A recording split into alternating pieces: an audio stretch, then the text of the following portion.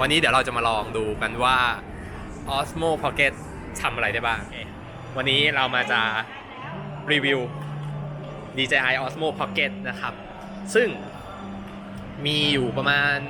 3-4 อย่างที่อยากจะทำหนึ่งคือเดี๋ยวเราไปถ่ายริมน้ำกันดูดิว่ากลางคืนที่ไอคอนสยามด้วย OSMO Pocket จะสวยขนาดไหนแล้วก็เราจะไปลองทำ Hyper Lab หรือ Motion Lab ของใน DJI ดูว่ามันจะออกมาเป็นยังไงนะครับแล้วก็จะลองถ่ายรูปลองถ่ายวิดีโอ 4K ลองถ่ายหลายๆอย่าง